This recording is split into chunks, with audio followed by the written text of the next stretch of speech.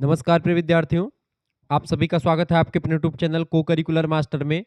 आज की वीडियो के माध्यम से हम लोग चर्चा करेंगे पॉलिटिकल साइंस के बारे में। अगर आप बीए के 6 सेमेस्टर में हैं और आपका सब्जेक्ट है पॉलिटिकल साइंस, तो आपको पढ़ना पड़ेगा इंडियन पॉलिटिकल थॉट के बारे में। बीए का 6 सेमेस्टर पेपर 1 पॉलिटिकल साइंस यानी राजनीतिक विज्ञान के प्रथम प्रश्न पत्र में आपको भारतीय राजनीतिक विचार के बारे में पढ़ना होता है, भारतीय राजनीतिक विचारकों के बारे में पढ़ना होता है। तो ये 2025 का क्वेश्चन पेपर है। इस पेपर को मैं सॉल्व करूंगा और बहुत ही बारीकी के साथ एक एक प्रश्नों को बताने का प्रयास करूंगा। ये क्वेश्चंस होंगे एमसीक्यू टाइप यानी ऑब्जेक्टिव टाइप के क्वेश्चंस होंगे, जिनको बारीकी के साथ सरल भाषा में आपको बताने का प्रयास रहेगा हमारा। ये बात आप ध्यान रखेंगे, ठीक है। चलिए, पहला क्वेश्चन आपका आ चुका दोस्तों। पहला प्रश्न है, बहुत ही जबरदस्त क्वेश्चन आपका आ चुका है।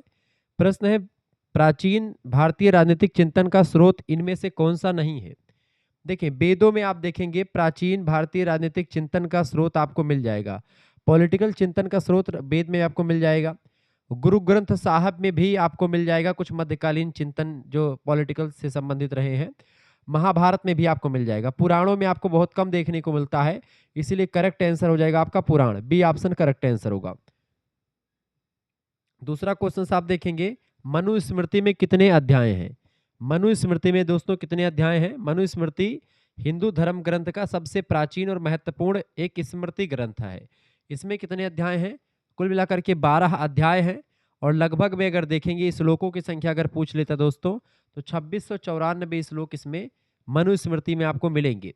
ये राजधर्म, न्याय व्यवस्था और सामाजिक व्यवस्था का एक बढ़िया ग्रंथ है, जो हिंदू शासन व्यवस्था में या हिंदू धर्म में आपको देखने को मिल जाता है। मनुस्मृति एक बहुत ही जबरदस्त ग्रंथ है।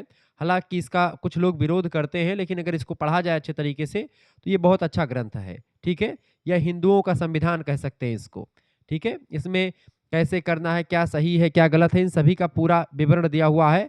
और खास करके राजधर्म से लेकर के न्याय व्यवस्था और सामाजिक व्यवस्था पर एक बढ़िया तरीके से एक लेख प्रस्तुत किया गया है। तीसरा क्वेश्चन है, मनुस्मृति किस शासन व्यवस्था का समर्थन करती है।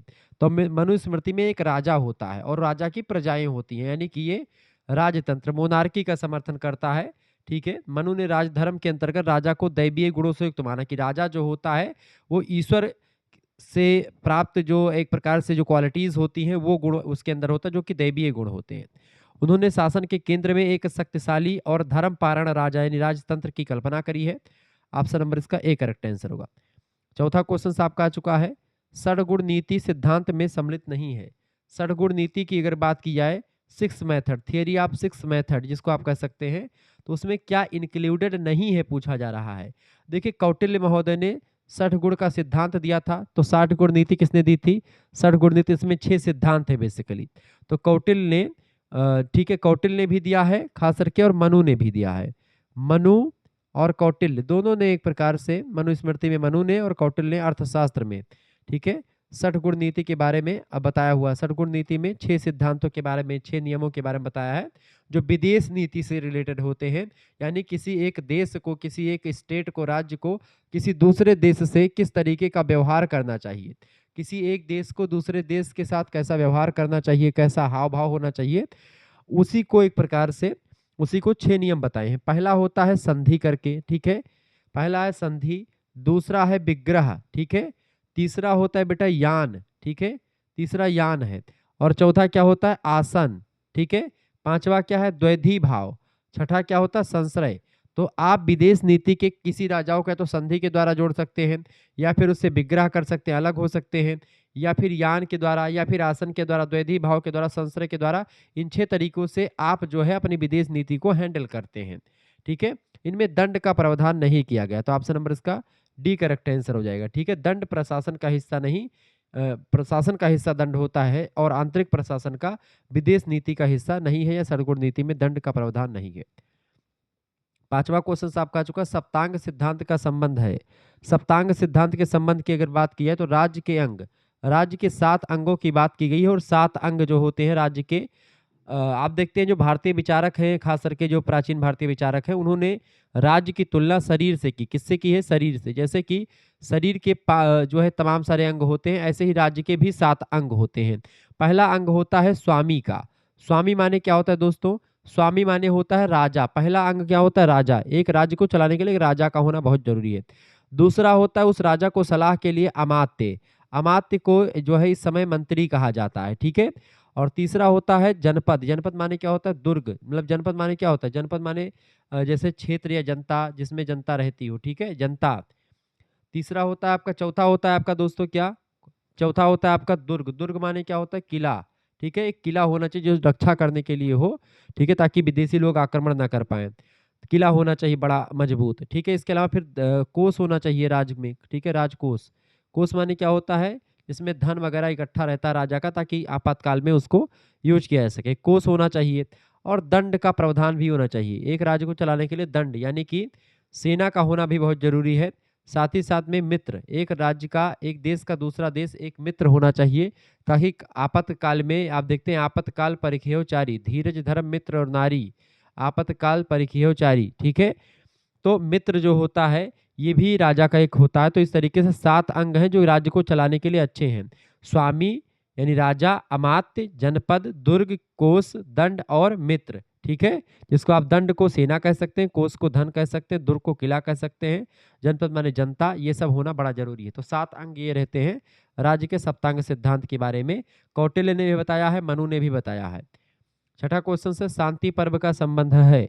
शांति पर्व, पर्व जहां पर भी आए, पर्व जैसे कि रामायण जो है बेटा वो कांड में बटा हुआ है, रामायण किस में बटा हुआ है, कांड में, जैसे कि किष्किंधा कांड, जैसे कि उत्तर कांड, जैसे कि सुंदर कांड, जैसे कि अयोध्या कांड, उत्तर कांड किस, ठीक है, लंका कांड, तो ये सब आपका किस में बटा, रामायण कांड में बटा हुआ है, तो ये तो होगा नहीं। पुराणों की बात किए तो ये आपका जो है स्कंध में बटा हुआ है, ठीक है, तो पुराण भी नहीं होगा। वेद तो होगा नहीं, वेद सूक्तों में बटा हुआ है, ठीक है, तो ये तो भी ये तीनों नहीं होगा। इसका करेक्ट आंसर क्या होगा, महाभारत जो है बेटा ये पर्व में बटा हुआ, महाभारत किस में बटा हुआ, पर्व में। जैसे कि महाभारत का जो शांति पर्व है वो महाभारत का एक अंश है। 18वें पर्व में, 18 पर्व है महाभारत में, 18 पर्व में बटा हुआ है, उसमें जो शांति पर्व है सबसे बड़ा पर्व माना जाता है। शांति पर्व में भीष्म पितामह के द्वारा युधिष्ठिर को राजधर्म, मोक्ष की नीति या राजनीति के बारे में भीष्म पितामह युधिष्ठिर को उपदेश देते हैं, वो है शांति पर्व, ठीक है। अच्छा, एक इसमें आता है भीष्म पर्व, भीष्म पर्व में एक इंपॉर्टेंट इसलिए क्योंकि भीष्म पर्व में जो इस समय हिंदू धर्म ग्रंथ का सबसे लोकप्रिय ग्रंथ और सबसे जबरदस्त ग्रंथ माना जाता है संस्कृत भाषा का, वो है श्रीमद् भगवत गीता। तो श्रीमद् भगवत गीता जो है भीष्म पर्व, महाभारत कृष्ण द्वैपायन वेद व्यास की रचना है, उसका जो भीष्म पर्व है वह भीष्म पर्व दोस्तों जो है किसके द्वारा लिखा, मतलब भीष्म पर्व में ही गीता जो है, भगवत गीता जो है, भगवान श्री कृष्ण ने अपने मुखार बिंदु से सभी प्रश्नों के उत्तर दिए अर्जुन के, और अर्जुन ने प्रश्न किए हुए हैं। 7वां क्वेश्चन आपका आ चुका है, कौटिल्य के अनुसार राज्य की उत्पत्ति कैसे हुई है। कौटिल्य के अनुसार राज्य की उत्पत्ति एक कॉन्ट्रैक्ट से हुई है, समझौते से हुई है, ऑप्शन नंबर इसका बी करेक्ट आंसर हो जाएगा, ठीक है। वो सोशल कॉन्ट्रैक्ट का समर्थन करते हैं। उनके अनुसार मत्स्य न्याय यानी अराजकता पहले फैली हुई थी, उससे तंग आकर के लोगों ने मनु को अपना राजा चुना और कर देना भी वादा किया, कर देने का वादा किया मनु को कि मैं आपको कर दूंगा और आप जो है हमारी रक्षा करें, हमारी देख रेख करें। 8वां क्वेश्चन आपका आ चुका है, प्रश्न है अर्थशास्त्र में कापाटिक से क्या तात्पर्य है। कपाटिक, कपाटिक की अगर बात की बेटा तो अर्थशास्त्र में कापाटिक का मतलब होता है गुप्तचर, गुप्तचर को कापाटिक कहते हैं, ऑप्शन नंबर इसका ए करेक्ट आंसर हो जाएगा, ये बात आप ध्यान रखेंगे, ठीक है। ये एक प्रकार से छात्र या शिष्य के भेष में रह करके सूचनाएं एकत्रित करता था, गुप्तचर व्यवस्था कौटिल्य की गुप्तचर व्यवस्था थी बेसिकली, ठीक है। तो अर्थशास्त्र एक रचना है किसकी, कौटिल्य की, उस अर्थशास्त्र में कापाटिक शब्द वाले गुप्तचर व्यवस्था, कौटिल्य अपने शिष्यों को गुप्तचर बना करके भेजते थे छात्रों के बीच में कि जा करके देखो कि क्या क्या चीजें हो रही हैं, कौन पढ़ रहा है कौन नहीं पढ़ रहा है, या फिर क्या क्या क्या बातें हो रही, सब कुछ उसमें चीजें, ठीक है। तो इस तरीके से आप चीज़ों को समझ पा रहे हैं। अगर आपको पीडीएफ प्राप्त करना है तो इसके कई सारे प्रैक्टिस सेट आपको मिल जाएँगे। आप उसके लिए हमारे जो है व्हाट्सएप ग्रुप से जुड़ सकते हैं। आप एसएमएस कर दीजिएगा 9984 039 139, इस पर आप व्हाट्सएप पर एसएमएस कर दीजिएगा। शुक्ला स्टडी पॉइंट चैनल वाली जितनी भी आपकी पीडीएफ है सब कुछ आपको मिलेगी। शुक्ला स्टडी पॉइंट हमारा दूसरा चैनल है और को करिकुलर मास्टर ये आपका जो जिस चैनल पर आप ये वीडियो देख रहे हैं ये नया चैनल है।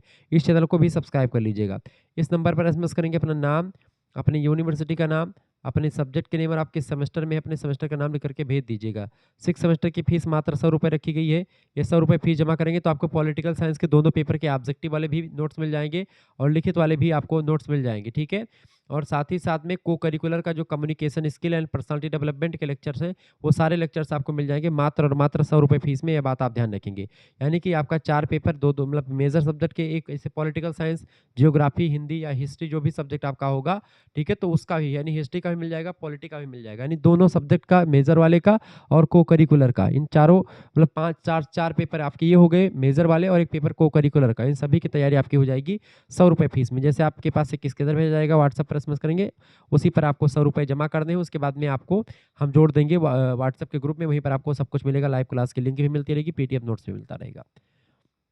इंपॉर्टेंट क्या है कि वीडियो लेक्चर्स आपको यूट्यूब चैनल पर ही मिल जाएंगे, इसी चैनल पर को करिकुलर मास्टर पर, शुक्ला स्टडी पॉइंट पर, तो दोनों चैनल को सब्सक्राइब कर लीजिएगा। बीए करिकुलर पर भी मिल जाएगा, ठीक है, तीसरा चैनल, तो ये दोनों तीनों चैनल आपके ही हैं, आप इन चैनल को सब्सक्राइब करके वीडियो को लाइक कर सकते हैं।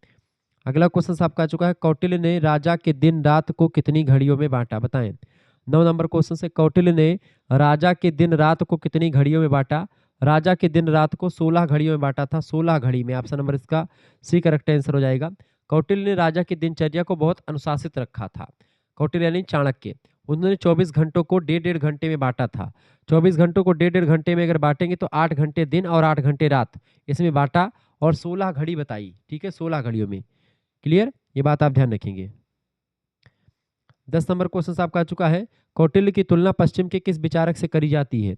तो कौटिल्य की तुलना जो है पश्चिम के किस विचारक से करी जाती है, तो इटली के विचारक मैकियावेली ने अपनी पुस्तक द प्रिंस में यथार्थवादी राजनीति की बात करी है, जो कौटिल्य के अर्थशास्त्र से मेल खाती है, इसीलिए कौटिल्य को भारत का मैकियावेली भी कहा जाता है। ऑप्शन नंबर इसका डी करेक्ट आंसर हो जाएगा। नेक्स्ट क्वेश्चन आपका आ चुका है, 11 नंबर प्रश्न है, कौटिल्य के अनुसार ग्राम की शासन व्यवस्था हेतु नियुक्ति अधिकारी, बताएं। कौटिल्य के अनुसार ग्राम की शासन व्यवस्था के लिए जो नियुक्त अधिकारी होते थे उनका क्या नाम था, उनका नाम था ग्रामिक। ऑप्शन नंबर इसका बी करेक्ट आंसर होगा, ग्रामिक कहते थे उनको। प्रशासन की सबसे छोटी इकाई ग्राम हुआ करती थी, जिसका प्रधान ग्रामिक कहलाता था, और वह गांव के विवादों और लगान की देखभाल भी किया करता था। 12 नंबर क्वेश्चन आप देखेंगे दोस्तों, प्रश्न है, किसने कृषि सुधार हेतु 7/12 योजना प्रारंभ करी थी। 12 नंबर, किसने कृषि सुधार के लिए 7/12 योजना प्रारंभ करी थी, तो अहिल्याबाई होलकर ने। ऑप्शन नंबर इसका ए करेक्ट आंसर हो जाएगा, अहिल्याबाई होलकर ने। लोक माता कही जाती हैं अहिल्याबाई होलकर। उन्होंने मालवा क्षेत्र में कृषि और किसानों के उत्थान के लिए कई प्रशासनिक सुधार किए थे, जिनमें से यह भी था। 13 नंबर प्रश्न आपका आ चुका है, मौलाना अबुल कलाम आजाद की आत्मकथा। मौलाना अबुल कलाम आजाद की आत्मकथा का नाम है India wins freedom. India wins freedom जो है, इंडिया विंस फ्रीडम, ये पुस्तक भारत के स्वतंत्रता संग्राम और विभाजन के दौरान का एक महत्वपूर्ण पुस्तक रही है, ठीक है। और मौलाना अबुल कलाम आजाद, आपको बताते हुए मुझे बड़ा अच्छा लग रहा है कि ये भारत के पहले शिक्षा मंत्री थे, ठीक है। 14 नंबर क्वेश्चन आप देखेंगे, अहिल्याबाई होलकर ने अपने राज्य का बंटवारा किस प्रशासनिक इकाई में किया था। अहिल्याबाई होलकर ने अपने राज्य का बंटवारा जो किया था, वो जिला और तहसील नाम की इकाइयों में बांटा था। ऑप्शन नंबर इसका बी करेक्ट आंसर हो जाएगा, ठीक है। अगला प्रश्न आप देखेंगे, 15 नंबर, सत्यशोधक समाज की स्थापना कब हुई थी। सत्यशोधक समाज की स्थापना दोस्तों 1873 में हुई थी। ऑप्शन नंबर इसका डी करेक्ट आंसर हो जाएगा। 1873 में महात्मा ज्योतिबा फूले ने 24 सितंबर 1873 को महाराष्ट्र में इसकी स्थापना करी थी, किसकी, सत्यशोधक समाज की। और इसका लक्ष्य यह था कि दलितों और महिलाओं को शिक्षा का अधिकार दिलवाया जाए। 16 नंबर क्वेश्चन आपका जो, गुलामगिरी पुस्तक के लेखक कौन है। गुलामगिरी पुस्तक ज्योतिबा फूले की पुस्तक है, डी ऑप्शन करेक्ट आंसर हो जाएगा। 1873 में ही इस पुस्तक को लिखा गया है, ठीक है, ये बात आप ध्यान रखेंगे। यह पुस्तक उन्होंने समर्पित किया था अमेरिका के उन लोगों को जिन्होंने दास प्रथा को समाप्त करने के लिए कड़ा संघर्ष किया था अमेरिका में। 57 नंबर क्वेश्चन आप देखेंगे दोस्तों, को करिकुलर मास्टर चैनल जो जिस पर आप ये वीडियो देख रहे हैं, नया चैनल है, तो आप इस चैनल को सब्सक्राइब कर लीजिएगा। प्रश्न, डॉक्टर अंबेडकर की आत्मकथा इनमें से कौन सी है। डॉक्टर अंबेडकर की आत्मकथा इनमें से है waiting for a visa. Option number इसका ए करेक्ट आंसर हो जाएगा, waiting for visa. Waiting for a visa जो है, ये एक प्रकार से डॉक्टर अंबेडकर की आत्मकथा है, उनकी निजी यादों का संग्रह है, जिनमें उन्होंने छुआछूत भेदभाव के अपने अनुभव को साझा किया है। एनहिलेशन ऑफ कास्ट उनका प्रसिद्ध भाषण था, ठीक है, तो ये उनका एनहिलेशन ऑफ कास्ट, ये उनका एक प्रकार से प्रसिद्ध भाषण है, या इनका उनका एक लेख था। लेकिन उनकी जो आत्मकथा है वो वेटिंग फॉर अ वीज़ा, ये एक प्रकार से उनका आत्मकथा माना जाता रहा है, ठीक है। एनिहिलेशन ऑफ कास्ट की अगर बात की जाए तो वो उनका एक प्रसिद्ध मतलब भाषण था, लेख था ये। ठीक है, ये बात आप ध्यान रखेंगे। 18 नंबर क्वेश्चन आप देखेंगे, किसने मार्क्स के वर्ग संघर्ष के विचार की आलोचना करी है? कार्ल मार्क्स के वर्ग संघर्ष के विचार की आलोचना करी किसने? डॉक्टर अंबेडकर ने। Option number A correct answer होगा। भीमराव अंबेडकर जी ने मार्क्सवाद के हिंसात्मक मार्ग और वर्ग संघर्ष की तुलना में बुद्ध के धम्म और संवैधानिक लोकतंत्र को अधिक प्राथमिकता दी है, ये बात आप ध्यान रखेंगे। 19 नंबर क्वेश्चन है, कौन बाबूजी के नाम से लोकप्रिय हैं? बाबूजी के नाम से लोकप्रिय बाबू जगजीवन राम जी। ऑप्शन नंबर इसका सी करेक्ट आंसर हो जाएगा। ठीक है। भारत के एक प्रमुख दलित नेता थे, स्वतंत्रता सेनानी थे और पूर्व में उप प्रधानमंत्री भी रह चुके। 20 नंबर क्वेश्चन आपका आ चुका है, डॉक्टर अंबेडकर किस प्रकार के राज्य के समर्थक रहे हैं? डॉक्टर अंबेडकर किस राज्य के समर्थक हैं? तो डॉक्टर अंबेडकर आदर्शवादी, समाजवादी, कल्याणकारी, इन सभी राज्य के लिए एक प्रकार से तत्पर हैं।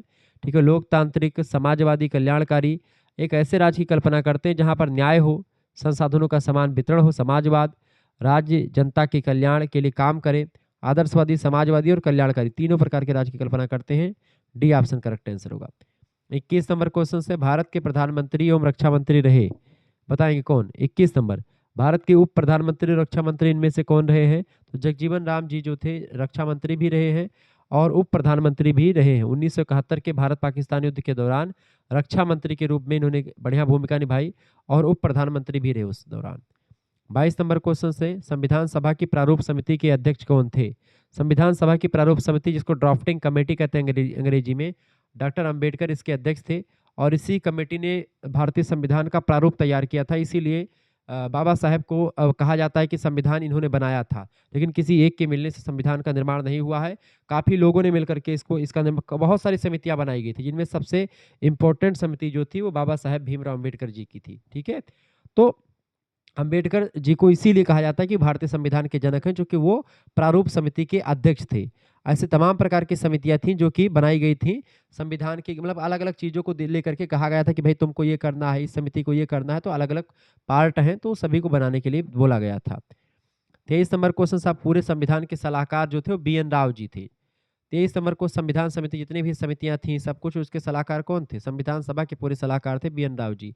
उसमें बी एन राव जी और भीमराव अम्बेडकर जी कानून के काफ़ी अच्छे मर्मज्ञ हुआ करते थे। ठीक है।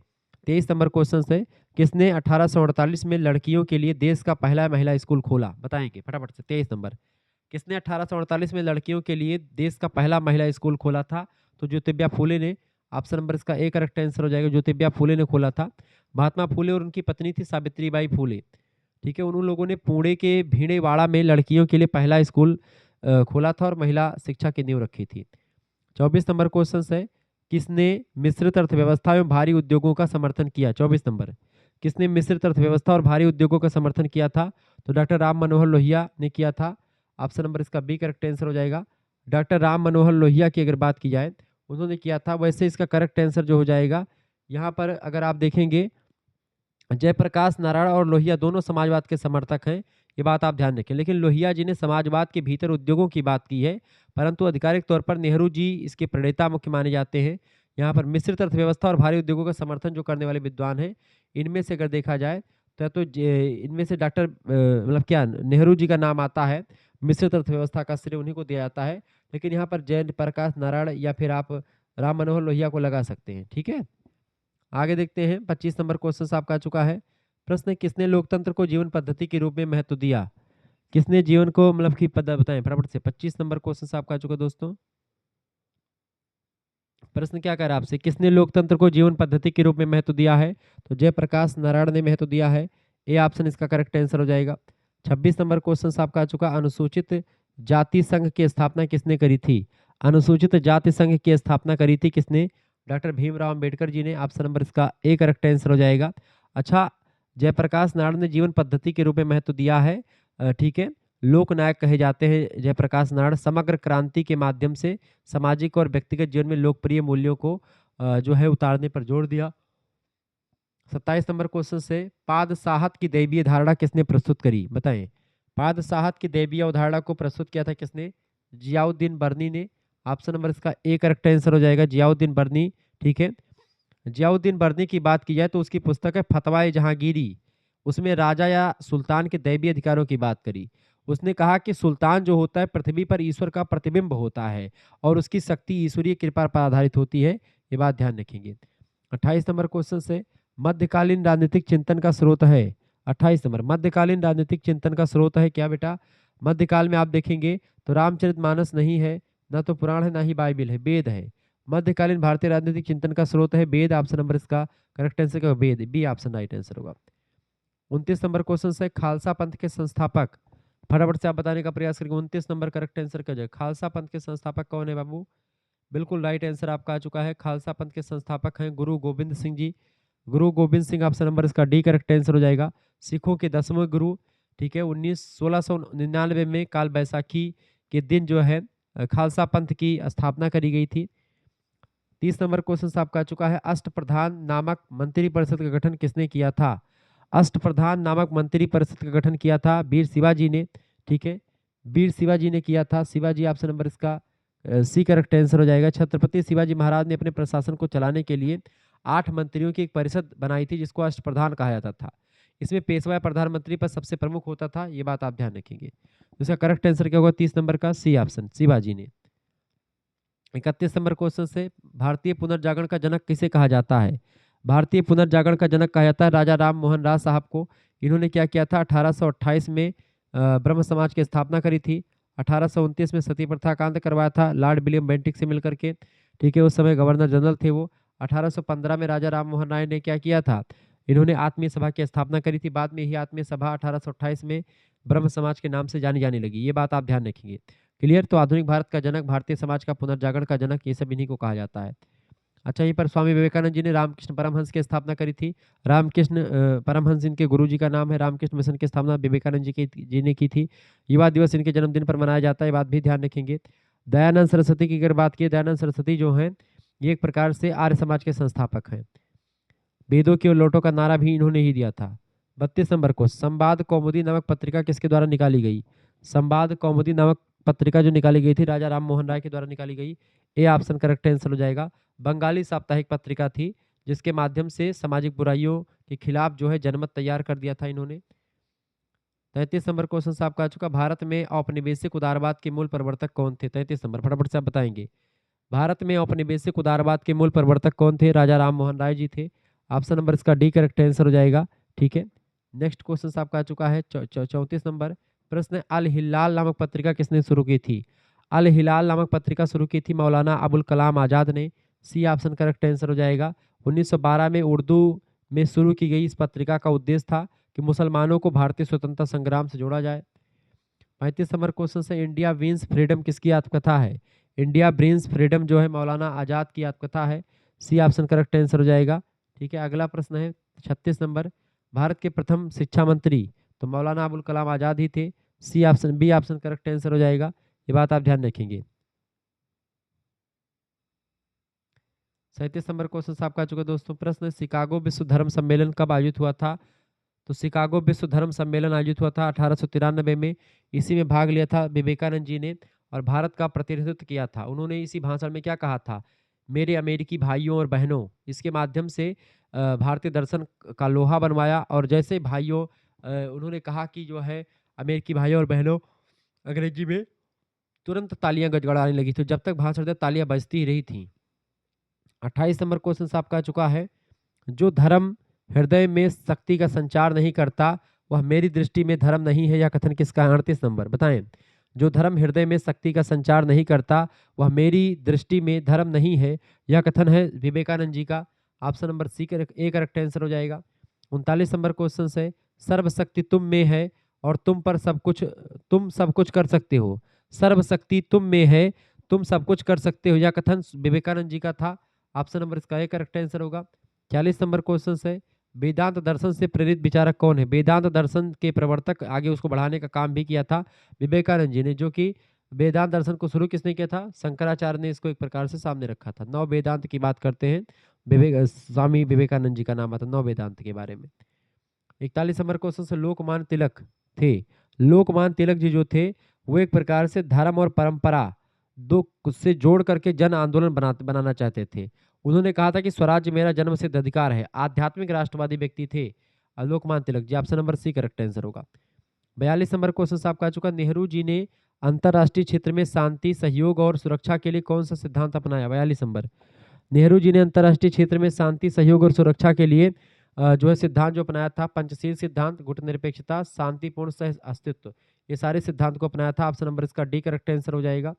अगला क्वेश्चन से 43 नंबर प्रश्न आपका आ चुका है, महात्मा गांधी की आत्मकथा कौन सी है? 43 नंबर, महात्मा गांधी की आत्मकथा इनमें से कौन सी है? महात्मा गांधी की आत्मकथा है सत्य के साथ मेरे प्रयोग। ऑप्शन नंबर इसका बी करेक्ट आंसर हो जाएगा। ठीक है, माई एक्सपेरिमेंट विथ ट्रूथ, ये एक प्रकार से गुजराती में लिखी गई थी मूल रूप से। गांधी जी ने अपने बचपन से लेकर के 1921 तक का जीवन का विवरण जो है इस पुस्तक में दिया हुआ है।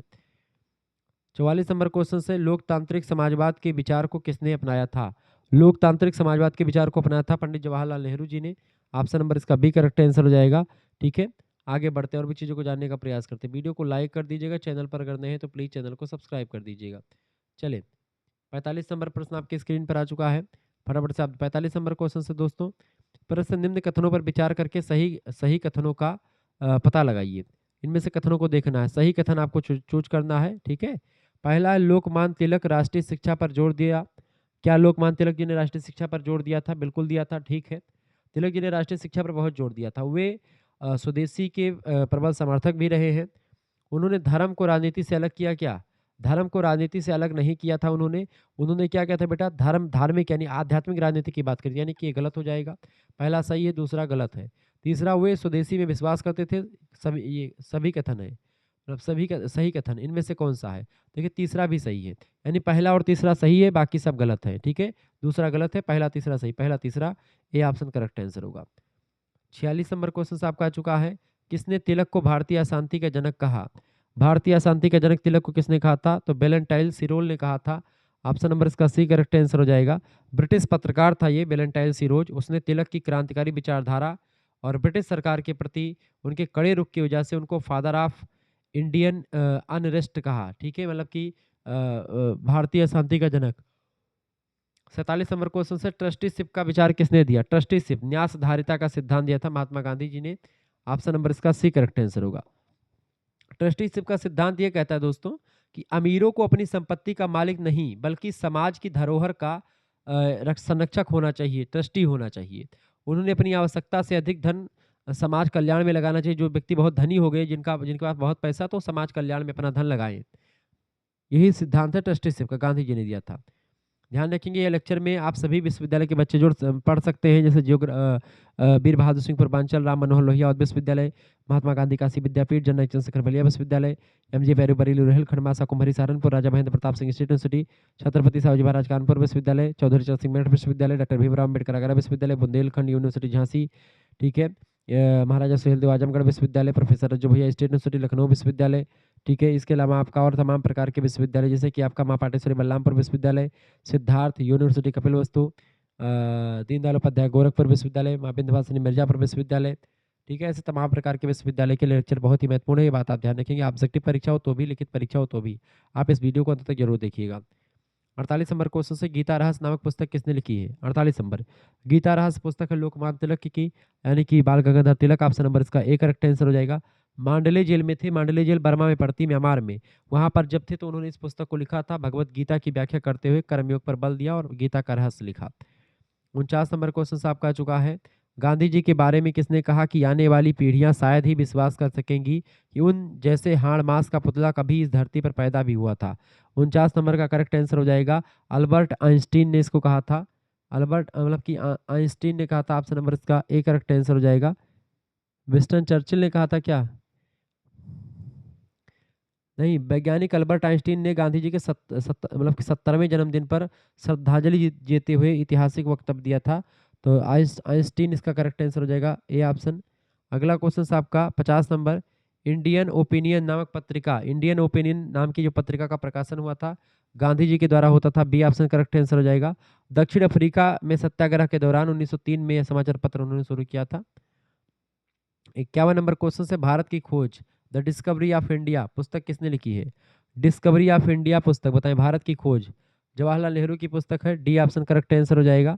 ठीक है, पंडित जवाहरलाल नेहरू ने 1944 में अहमदनगर के किले की जेल में बंद थे और उसी दौरान इस पुस्तक को लिखा था, ये बात ध्यान रखेंगे।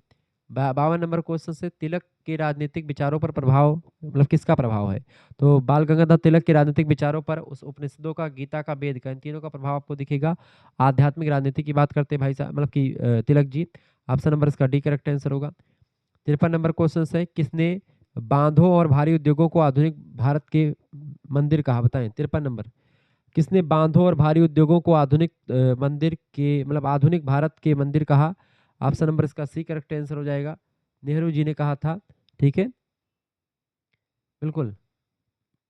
भारत के प्रथम प्रधानमंत्री नेहरू जी का मानना था कि बड़े बांध और उद्योग भारत के आर्थिक विकास की आधारशिला बनेंगे, इसीलिए इन्होंने इन्हें आधुनिक भारत के मंदिर की संज्ञा दी जाती है। 54 नंबर क्वेश्चन से, दार्शनिक अराजकतावादी विचारक है? दार्शनिक अराजकतावादी विचारक है महात्मा गांधी जी। ऑप्शन नंबर इसका सी करेक्ट आंसर हो जाएगा। अराजकतावादी मतलब होता है कि ये राजा, मतलब राज्य के पक्ष में नहीं थे। ये कहते हैं कि जो है, क्योंकि राज्य हिंसा का प्रतीक है और ऐसी शासन व्यवस्था ना ही हो तो अच्छा है। नहीं, राज्य के बिना नैतिक मूल्य और अध्यात्म के बल पर जो है राज्य की बात करते हैं कि भाई ऐसे चलता रहेगा, कोई राजा ना हो, कोई पुलिस ना हो, ये सब ना हो। ठीक है, हिंसा करने वाले ना हो। 55 नंबर क्वेश्चन है, कांग्रेस के लाहौर अधिवेशन 1929 के सभापति कौन थे? कांग्रेस के लाहौर अधिवेशन 1929 के सभापति जो थे, जवाहरलाल नेहरू जी थे। ऑप्शन नंबर इसका ए करेक्ट आंसर हो जाएगा।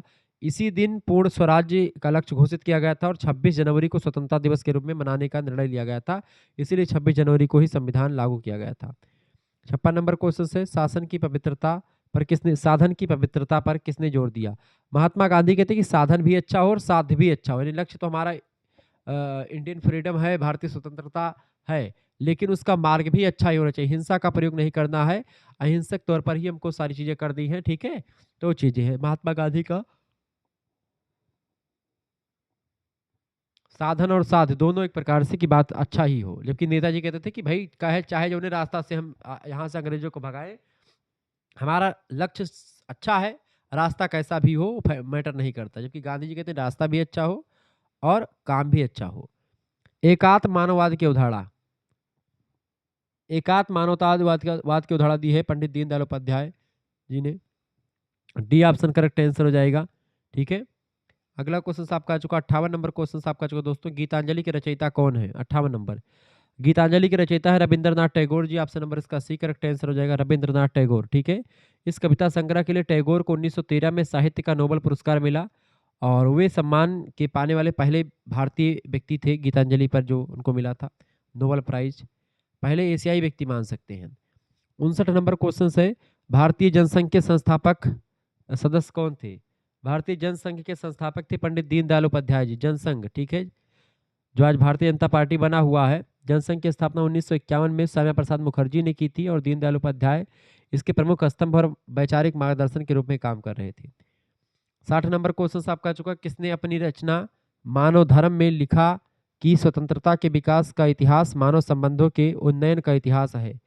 60 नंबर का करेक्ट आंसर क्या हो जाए? किसने अपनी रचना मानव धर्म में लिखा कि स्वतंत्रता के विकास का इतिहास मानव संबंधों के उन्नयन का इतिहास है? तो विनायक सावरकर जी ने लिखा था। ऑप्शन नंबर इसका सी करेक्ट आंसर हो जाएगा, संभावित उत्तर हो सकता है ये।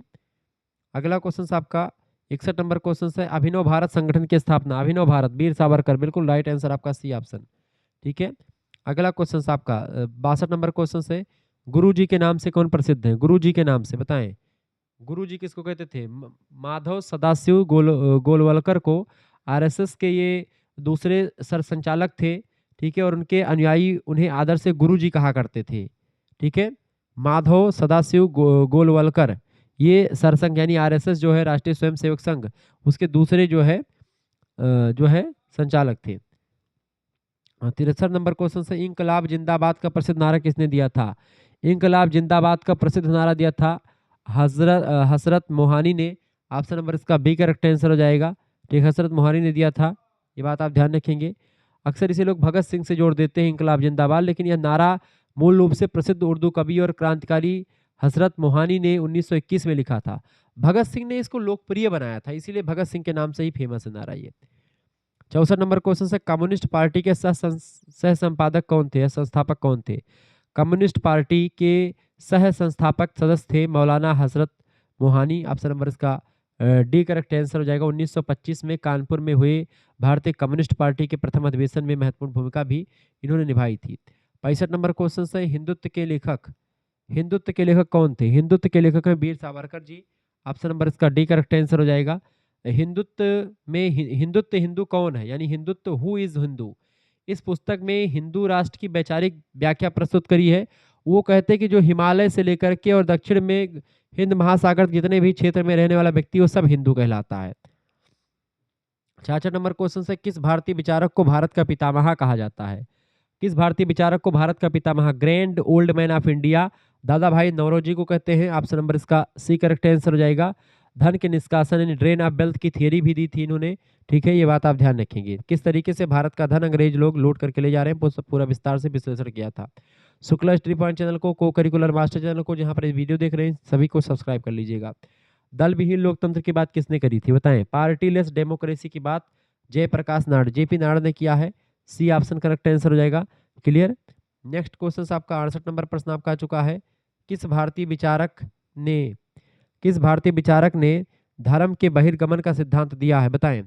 68 नंबर, किस भारतीय विचारक ने धन के बहिर्गमन, ड्रेन ऑफ वेल्थ, धन किस तरीके से इंडिया का धन जो है विदेशों में जा रहा है, दादा भाई नौरोजी का विचार था। उनकी एक पुस्तक है poverty and un British rule in India.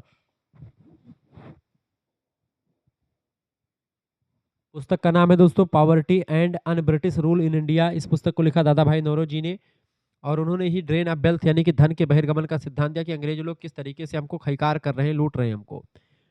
69 number question से, चौखंबा राज की अवधारणा किसने प्रस्तुत करी? चौखंबा राज की धारणा प्रस्तुत करी है डॉक्टर राम मनोहर लोहिया जी ने। ऑप्शन नंबर इसका बी करेक्ट आंसर हो जाएगा। अच्छा ध्यान है कि आपकी बार डॉक्टर राम मनोहर लोहिया विश्वविद्यालय का पेपर जो होगा वो ऑब्जेक्टिव होने वाला है, ये बात भी आप ध्यान रखेंगे। अगला क्वेश्चन से आपका चुका दोस्तों 70 नंबर प्रश्न है, उत्तर प्रदेश में भूमि सुधार हेतु प्रसिद्ध विचारक नेता हैं? 70 नंबर फटाफट से आप बताने का प्रयास करेंगे, बताइएगा। उत्तर प्रदेश में भूमि सुधार हेतु प्रसिद्ध विचारक नेता इनमें से कौन से हैं? तो चौधरी चरण सिंह है। ऑप्शन नंबर इसका डी करेक्ट आंसर हो जाएगा। ठीक है, उनको किसानों का मसीहा कहा जाता है चौधरी चरण सिंह को। उत्तर प्रदेश में जमींदारी उन्मूलन और भूमि सुधारों में उनका योगदान बहुत ही ज़्यादा इंपॉर्टेंट रहा है। ठीक है, 71 नंबर क्वेश्चन से, संपूर्ण क्रांति का नारा किसने दिया? संपूर्ण क्रांति का नारा भी जयप्रकाश नारायण जी ने दिया था। जेपी नारायण जो हैं ये बड़े मतलब उस समय जो है इंदिरा गांधी की सरकार में इनको जेल में भी बंद कर दिया गया था। बड़े ही जन आंदोलन के लिए जाने जाते हैं, बहुत जनता इनके पक्ष में रहती थी। जेपी नारायण जो थे इंदिरा गांधी की सरकार के विरुद्ध में छात्र आंदोलन का नेतृत्व कर रहे थे। जेपी यानी कि जयप्रकाश नारायण ने संपूर्ण क्रांति का आह्वान किया, जिसकी वजह से इनको जेल में बंद कर दिया गया था। इमरजेंसी भी इसी दौरान लगी थी और इनको नहीं बल्कि बहुत बड़े बड़े नेताओं को अंदर कर लिया गया था। 72 नंबर क्वेश्चन से, किस भारतीय विचारक राजनेता की जयंती राष्ट्रीय किसान दिवस के रूप में मनाई जाती है? राष्ट्रीय किसान दिवस के रूप में मनाई जाती है चौधरी चरण सिंह की जयंती के रूप में। उनका जन्म दिवस है 23 दिसंबर को हर साल राष्ट्रीय किसान दिवस के रूप में मनाया जाता है, क्योंकि चौधरी चरण सिंह जी का इस दिन जन्म हुआ था, उनकी याद में ही मनाया जाता है। 73 नंबर क्वेश्चन है, सप्त क्रांति की धारणा किसने प्रस्तुत करी? 73 नंबर, सप्त क्रांति की धारणा किसने प्रस्तुत की है बेटा? तो राम मनोहर लोहिया ने सप्त क्रांति की धारणा प्रस्तुत करी है। ऑप्शन नंबर इसका बी करेक्ट आंसर हो जाएगा। राम मनोहर लोहिया समाज में समानता लाने के लिए 7 क्रांतियों का आह्वान किया था, जिसमें स्त्री पुरुष समानता, वर्ण भेद का अंत, आर्थिक समानता, ये तमाम प्रकार की समानता के बारे में बताया जाता है। 74 नंबर क्वेश्चन आपका आ चुका है, जिंदा कौमें 5 साल इंतजार नहीं करती।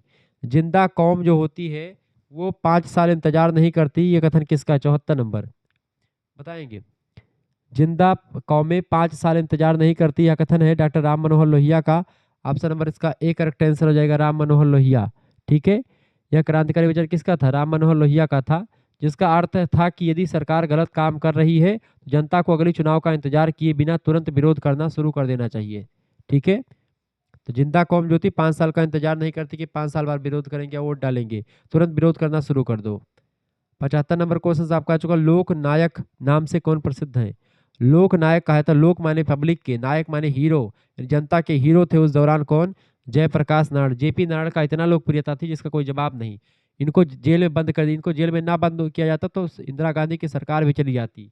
आप सोचो, जेपी को उनके निस्वार्थ जनसेवा और आंदोलनों की वजह से भारतीय जनता ने लोक नायक की उपाधि भी दी है, ये बात आप ध्यान रखेंगे। बड़े प्रसिद्ध नेता थे जेपी नायडू। ठीक है, आगे बढ़ते हैं। अब आप यहाँ पर देखेंगे शुक्ला डी पॉइंट चैनल पर आप देखेंगे और भी लेक्चर्स आपको मिल जाएंगे और ऐसे तमाम पीडीएफ आपको मिल जाएंगे। आंसर की, जैसे आंसर की साथ में आपको लगी हुई मिलेगी, यानी कि आपको पेपर दिया जाएगा। पेपर की यदि पेपर है, इससे नीचे आपका ये आंसर की लगी रही, यानी कि किसका कौन सा सही है अभी आपको लिखा हुआ है।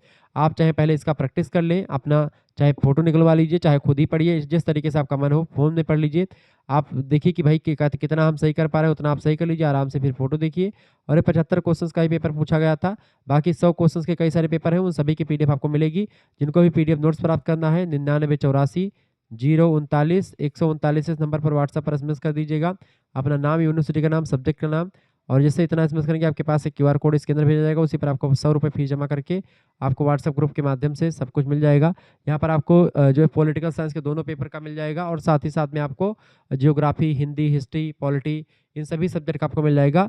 ऑब्जेक्टिव का भी पेपर, साल paper, model paper, revision class और मैराथन क्लास की पीडीएफ, सब कुछ आपको पीडीएफ नोट्स व्हाट्सएप ग्रुप में मिल जाएगा। लेक्चर्स आपको शुक्ला डी पॉइंट पर और को करिकुलर पर, दोनों पर आपको मिल जाएगा। तो आपका यानी कि इसमें को करिकुलर का भी प्रैक्टिस, को करिकुलर का कम से कम 10 प्रैक्टिस आपको मिलेगा विथ आंसर शीट। ये बात भी आप ध्यान रखेंगे तो आपकी परीक्षा के लिए बहुत ही बेस्ट है। धन्यवाद, मिलते हैं फिर नेक्स्ट वीडियो में। तब तक के लिए जय हिंद, जय भारत। आप सभी का बहुत बहुत धन्यवाद। हमारे से जुड़ने के लिए इसी प्रकार से अपना प्यार दुलार हमेशा बनाए रखेंगे। वीडियो को लाइक कर दीजिएगा, चैनल पर अगर नए आए हैं तो सब्सक्राइब कर दीजिएगा। यहाँ पर को करिकुलर का भी आपको मिल जाए। एक आप खुद ही सोचो, एक सब्जेक्ट की आपकी सीरीज खरीदते हैं 60 रुपए की पड़ती है, आप 5 सब्जेक्ट की सीरीज खरीदेंगे 300 रुपए की पड़ेगी।